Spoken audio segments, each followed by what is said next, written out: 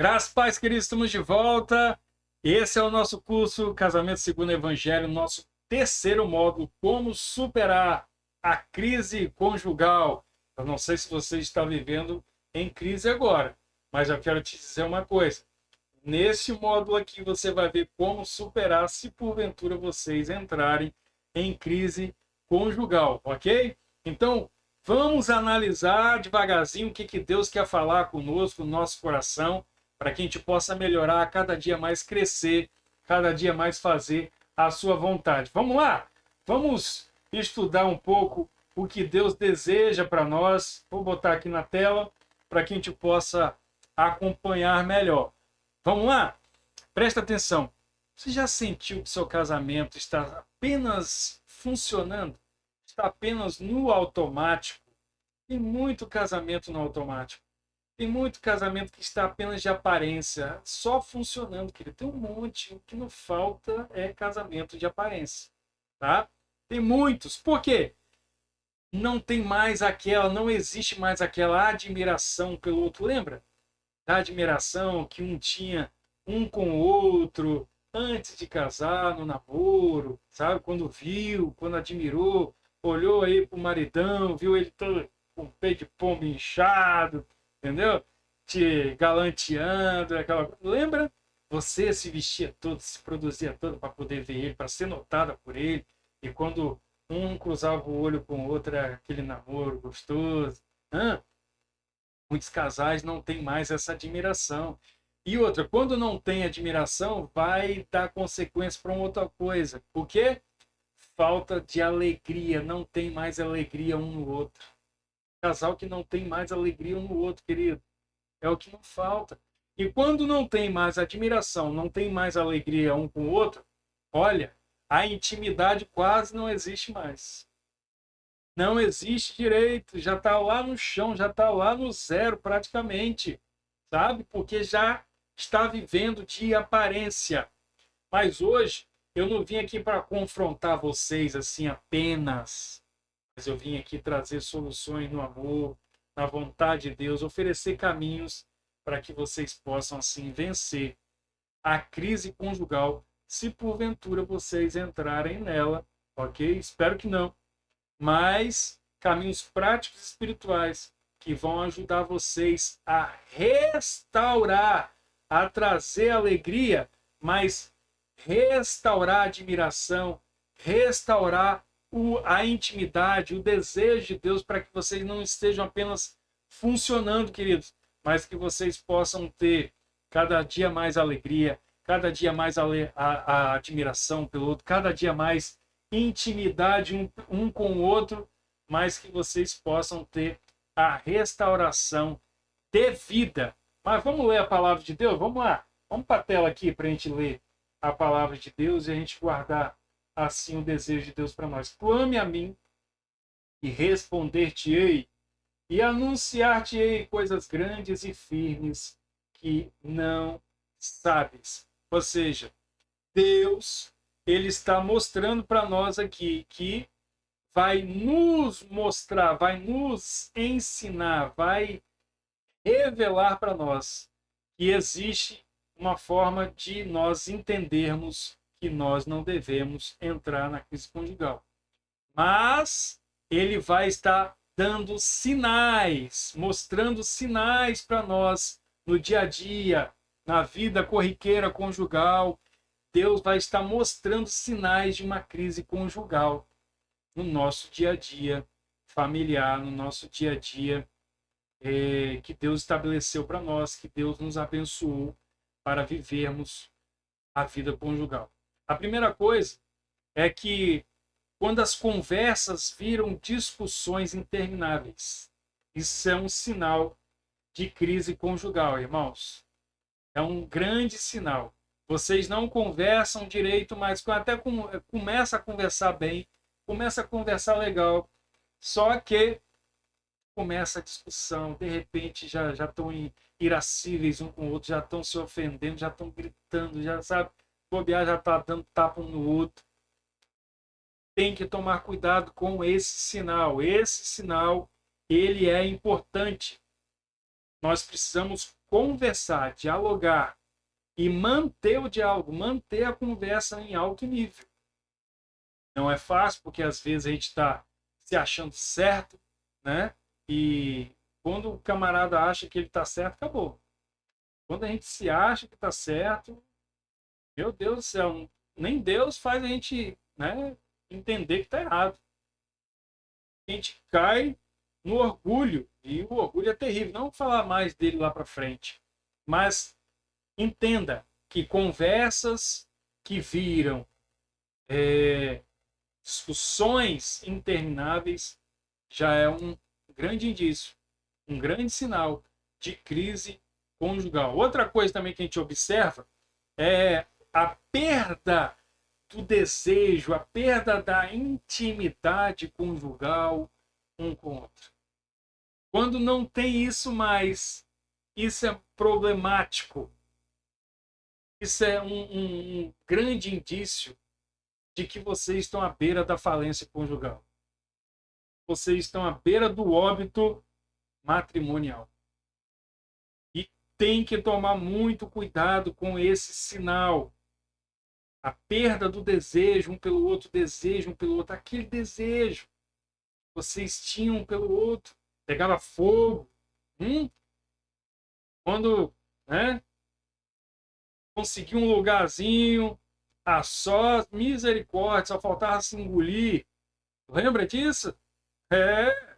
A perda disso aí é um sério, um grande indício, um grande sinal de crise conjugal.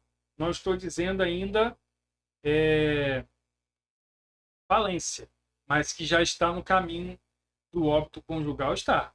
Então toma muito cuidado, tem muitos casais que não têm mais intimidade, não têm mais desejo um pelo outro, e isso é um grande problema, porque vai gerar paixões carnais, e paixões carnais levam ao adultério. E hoje em dia não é só o homem que adultera, mulher também adultera, principalmente em academia. Principalmente em academia.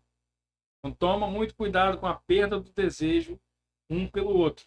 Outra coisa, dormir em camas separadas. Dormir em camas separadas. Tem muitos casais que dormem em camas separadas. Tem muitos. Quando não é isso, é um no sofá, outro na cama.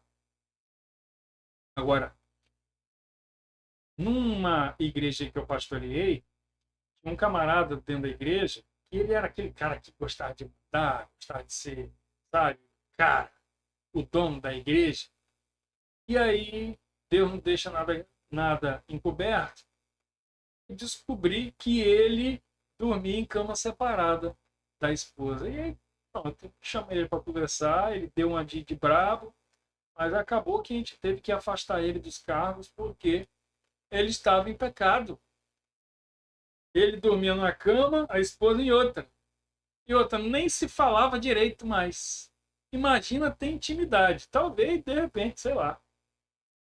Sabe? Não tinha mais admiração, não tinha mais alegria, não tinha mais intimidade nesse casamento. Então toma cuidado, porque tem muitos casais que estão dormindo em camas separadas, igual você está vendo no slide aí. Tá? Dormindo em camas separadas, parece que está no hotel. No hotel com dois amigos. E não é isso que Deus planejou para o casamento. O casamento tem que ter intimidade. Tem que ter intimidade. O prefixo in tem a ver com por dentro, conhecer por dentro. Intimidade é isso, é conhecer um ao outro por dentro. Precisamos guardar isso, precisamos observar isso para que a gente não venha entrar em crise conjugal. Se porventura está acontecendo isso, olha, voltem a dormir na mesma cama. Ok? Tem muitos casais fazendo isso. Outra coisa também é filhos tomando lugar dos pais. Muitos filhos estão tomando o lugar da relação. Por quê? Porque tem pais que colocam os filhos no lugar do cônjuge. Isso acontece mais com a mulher. É a mulher que coloca os filhos. Se a gente for fazer uma enquete, né? Se você tiver de escolher entre seus filhos e seu cônjuge, a mulher vai escolher os filhos. A maioria da enquete vai mostrar que o homem escolhe a esposa e não os filhos. Agora a mulher, ela vai escolher os filhos. A grande maioria. A não ser as mulheres que já entenderam o fundamento do casamento, elas já têm esse conceito, elas já vivem esses princípios, tá? Na sua vida conjugal, e aí ela já vai saber responder corretamente que entre os filhos e o cônjuge ela vai preferir ficar com o cônjuge. Eu quero mostrar para vocês aqui uns dados. Eu não sei se você já ouviu falar sobre o divórcio cinza, tá? Mas o divórcio cinza, ele é uma coisa terrível, tá? Porque casais acima de 50 anos, tá? Eles estão se separando. De 10 casais, 3 estão se separando. E eu quero mostrar para vocês aqui alguns motivos, tá? Essa pesquisa foi feita no IBGE e lá nos Estados Unidos foi feito no Centro Familiar de Casamento, lá onde mostra que é até pior o índice do que aqui no Brasil. Mas aqui no Brasil o divórcio também ele triplicou. Nos últimos anos agora foram mais de 47 milhões de divórcios. É muita coisa. Milhões, não são milhares. Milhões. Então as pessoas elas estão deixando, né, de viver a vida conjugal de acordo com a vontade de Deus e estão se divorciando. Olha só alguns motivos que essas pessoas estão colocando para poder se divorciar depois de 50 anos. Olha só, o primeiro motivo é o fim da criação dos filhos, ou seja, criou os filhos, formou os filhos, casou os filhos, um olha para o outro assim e fala, quem é você? São estranhos dentro de casa, porque viveram o tempo todo para os filhos. Por isso que tem muita mãe que quando o filho vai embora, é o chamado de ninho vazio, né? A síndrome do ninho vazio. A mãe entra em depressão, não quer saber mais de nada, já não faz mais comida direito, sabe? Não tem mais alegria dentro de casa. Por quê? Porque vivia para os filhos e não para o cônjuge. E quando os filhos vão embora, eles olham um para o outro assim, ué, quem é você? Eu quero viver com você mais. Vai embora. Ou então, né, deixa eu ir embora, quero acabar com isso. Sabe? São dois estranhos. Esse é o chamado divórcio cinza. Por que cinza? Ó, cabelo grisalho, cabelo branco, a partir de 50 anos, eu já tenho 27. Mas tem muitos. Eu conheço um monte aqui. Um monte. Depois de 50 anos, abandonou a esposa. E quem abandona mais é o homem. Só que, com o advento do feminismo, tem muita mulher que está pedindo divórcio. Porque quando cuida dos filhos, tratou os filhos, elas não têm mais prazer há muito tempo. Já não conhecia, não estava tendo alegria, admiração, intimidade com o marido há muito tempo, que perde o divórcio. Outra coisa também que a gente observa é o silêncio no lugar da conversa. Tá? Silêncio no lugar da conversa.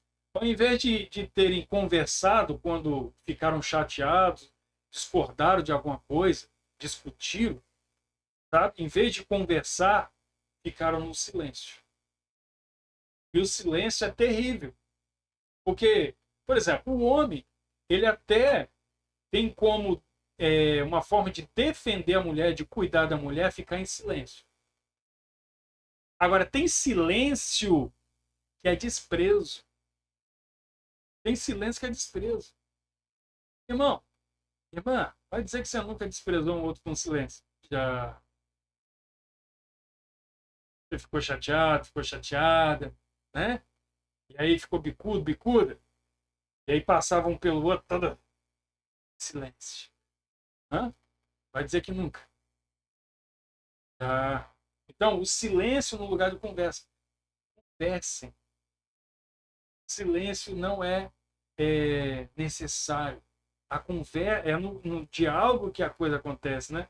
É no diálogo que duas pessoas entram em acordo, principalmente pessoas, né, que são maduras. Pessoas imaturas, elas fazem o quê? Elas fazem o silêncio. Elas entram em silêncio para poder menosprezar. Quando tem um silêncio, é menosprezo. E nós precisamos tomar muito cuidado. Olha um outro motivo. Olha que motivo. Olha o motivo. Olha só. Preste atenção comigo aqui. Aposentadoria e tédio. Aposentou, não quer mais o cônjuge. Estou entediado. Eu quero viver agora uma vida nova, quero aproveitar o tempo que ainda me resta para me poder viver, aproveitar a vida, sabe? Então, olha o motivo banal. Isso é pesquisa. Não sou eu que estou inventando, não. É pesquisa. Isso está acontecendo e pode acontecer com você. Então, esses são sinais, tá, de que vocês podem estar entrando em crise conjugal. Então, nós vamos recapitular aqui. Conversa que vira discussão, nós vimos isso. A perda do desejo e os filhos tomando o lugar da relação. Outra coisa aqui que eu quero, para a gente continuar agora, para a gente entender um pouco mais, é sobre as raízes da crise conjugal. Vamos lá ver? A primeira coisa é o orgulho e a autodefesa. Orgulho e autodefesa. Agora, por que eu coloquei a imagem da mulher? Olha a cara dela, ó. Olha a cara dela. A cara dela de soberba, orgulhosa, né? Picada pelo feminismo. É isso? Olha aí a cara dela, olha. Ixi, dá até medo. Dá até medo de olhar para essa mulher aí. Orgulho e autodefesa. Deus resiste ao soberbo. Vou logo direto ao papo. Deus resiste ao soberbo. É preciso confessar o orgulho. É preciso confessar diante do Senhor a nossa soberba. Todos os dias. Então, presta atenção. A raiz que vai causar ali a conversa que vira discussão, a perda de desejo um pelo outro, que vai colocar os filhos acima do cônjuge, uma das raízes é justamente o orgulho e a autodefesa. Estou sempre certo, nunca estou errado. Não é isso? Estou sempre aqui, peito inchado. Isso é uma das raízes que vai levar você à falência conjugal. Uma outra coisa aqui também, a falta de perdão e acúmulo de mágoas. É isso mesmo. Tem muitos casais, hoje talvez seja a realidade de vocês, que não se perdoam. Vive acumulando mágoa. Cada dia que passa está magoado. Cada dia que passa vai acumulando aquilo. E deixa eu te falar uma coisa. A maioria das pessoas que morrem de câncer fica de mágoa. Eu conheço pessoas próximas. Eu perdi pessoas próximas que morreram magoadas. A minha mãe mesmo era magoada com muita coisa.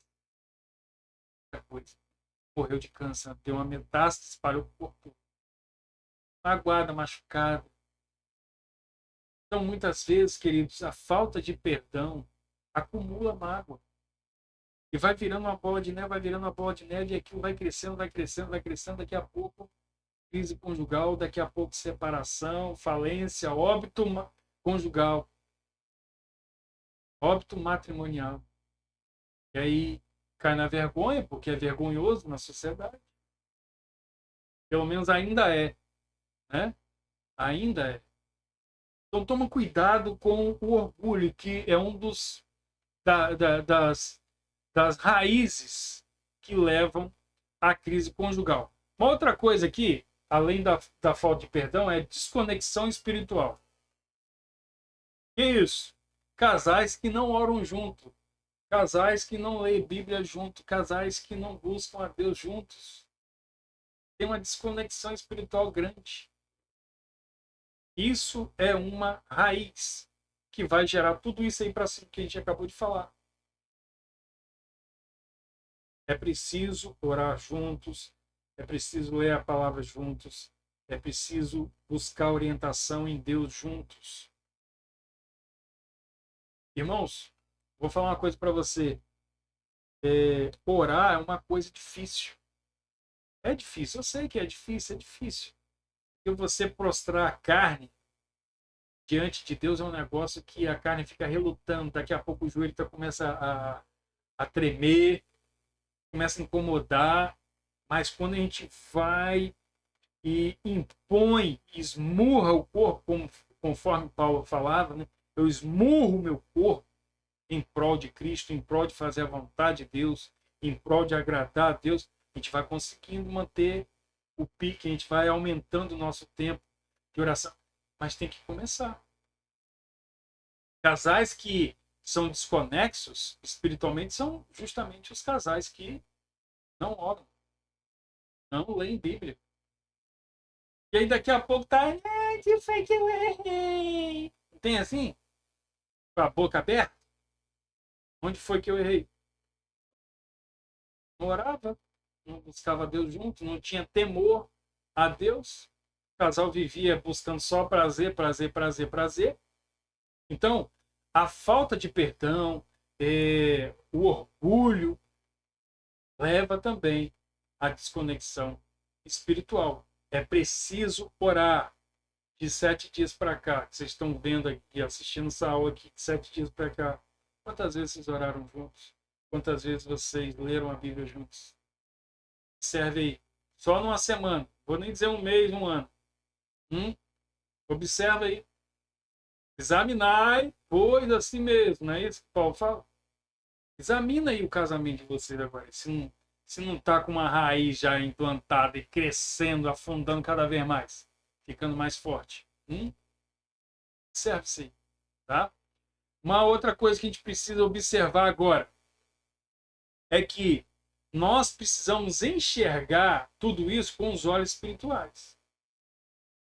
Precisamos olhar com olhos de Deus. Porque muitas vezes o casal já está ali no fim da linha, realmente, já está no fim da linha, já está, o barco está afundando mesmo, só está a pontinha do barco para o lado de fora. Mas eu quero te dizer uma coisa, as crises conjugais, elas são uma oportunidade, porque elas não são fim, elas são uma oportunidade de vermos o agir de Deus, o agir restaurador de Deus na vida do casamento. Então, muitas vezes, você está entrando aí, assistindo esse vídeo, assistindo essa aula, pensando, meu casamento já está no fim, já era. Não, queridos. Quem dá a última palavra é o Senhor. Quem tem a última palavra sobre nossa vida, sobre o que vai acontecer conosco, é o Senhor. Quem somos nós para decretar que o nosso casamento está acabado? Se Deus pode restaurá-lo.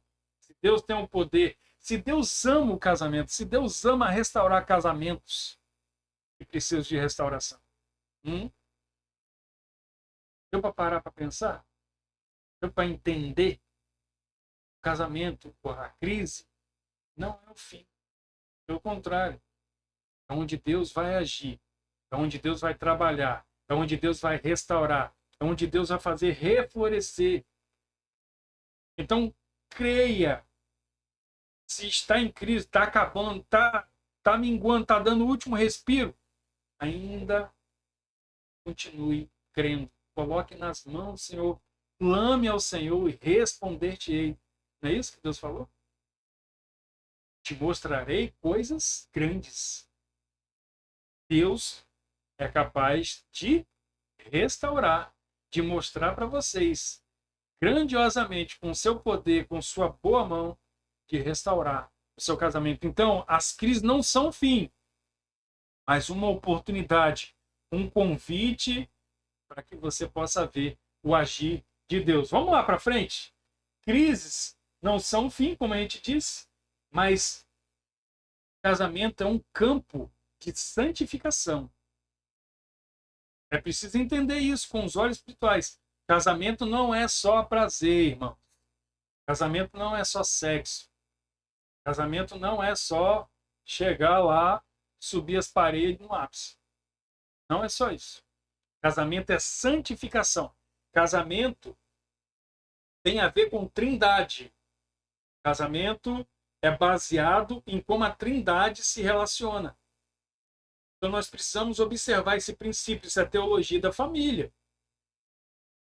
A forma como a gente vive no casamento é a forma como a trindade se relaciona. A trindade, por exemplo, se relaciona mal, se trata mal, fica em silencinho um com o outro, fica silenciando, cancelando um ao outro. Faz isso? Não. Nós precisamos entender que o casamento é um campo onde nós precisamos nos santificar. E essa responsabilidade aí o homem tem que tomar à frente. Porque o homem é o sacerdote do lar. Ó, são 4 funções do homem. Sacerdote do lar. Tá? Profeta, é ele quem tem que levar a palavra de Deus dentro de casa. Ele é o protetor, ele protege, tanto fisicamente como espiritualmente, a casa, a família. E também é o provedor, é ele que provê todas essas 3. Está entendendo? Então, é um campo de batalha.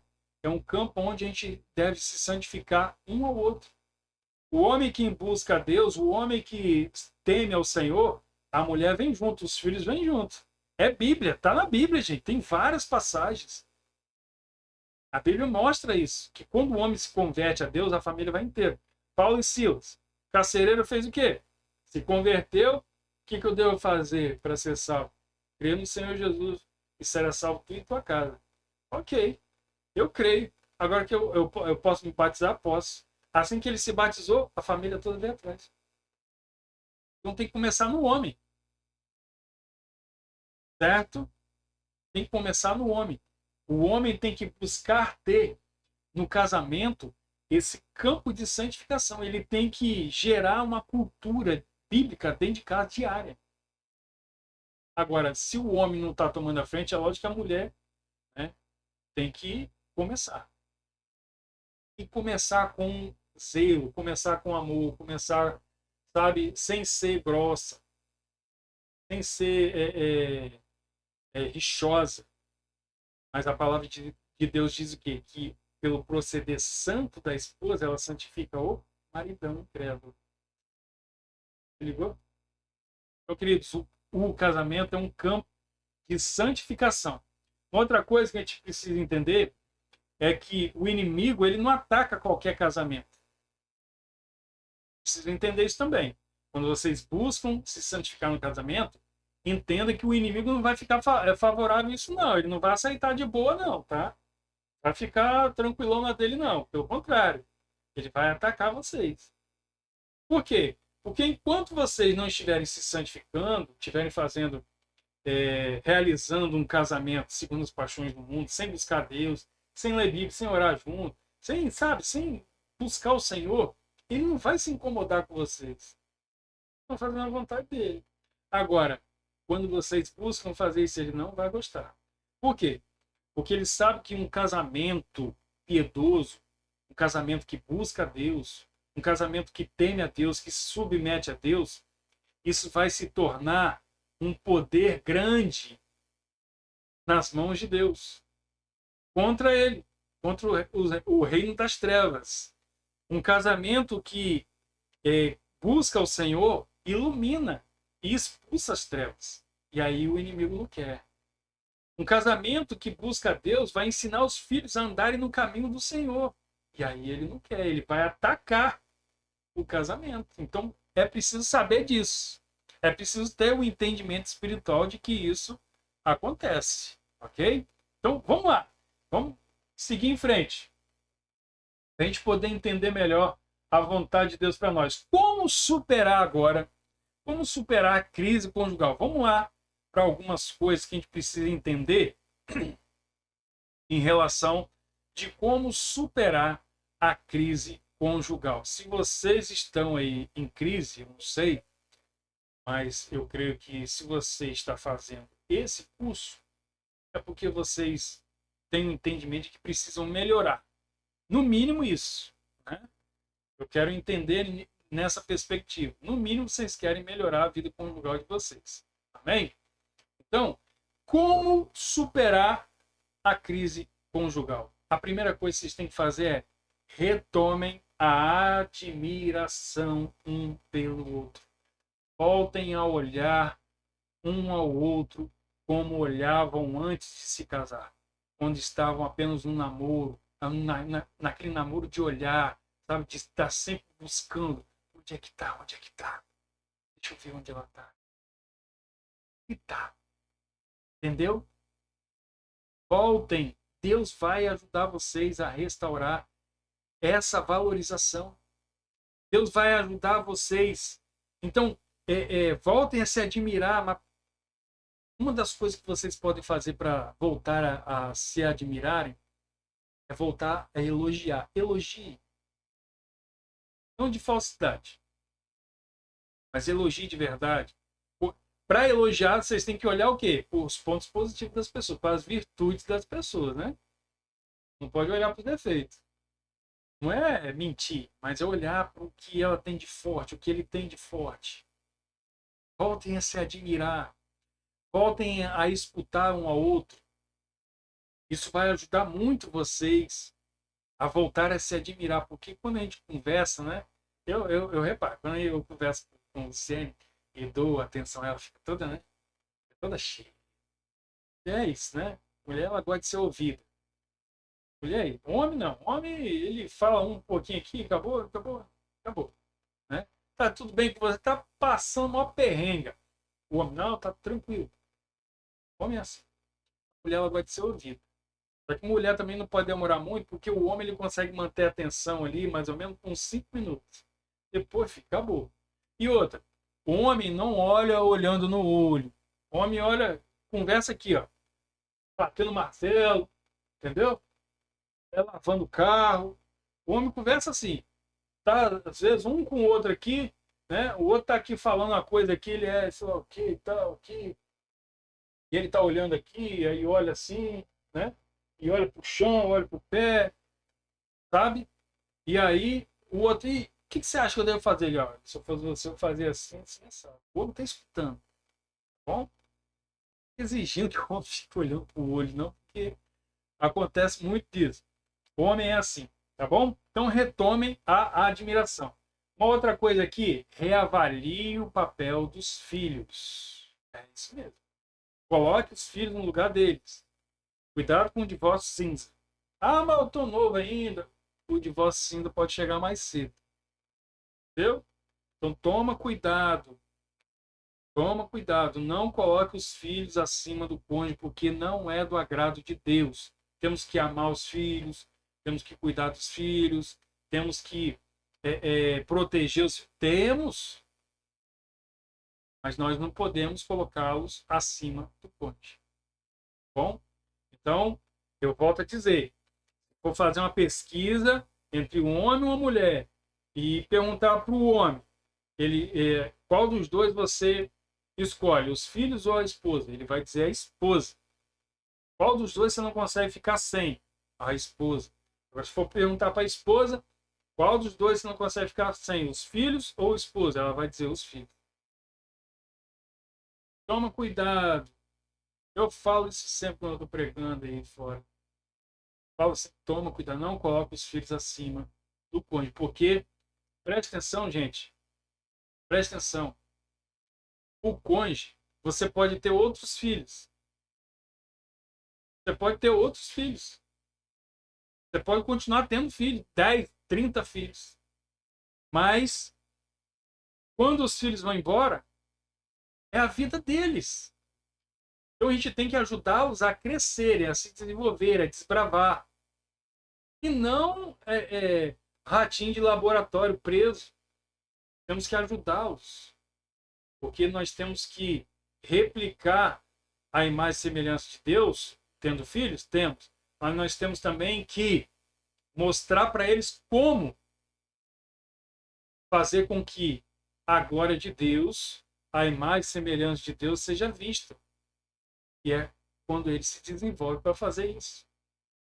Então, queridos, reavalie o papel dos filhos de vocês. E para a gente fechar, reacendam a intimidade. Acenda. Voltem a ter intimidade, gente. Voltem. O ideal é pelo menos a gente ter 1, 2 ou 3 vezes por semana.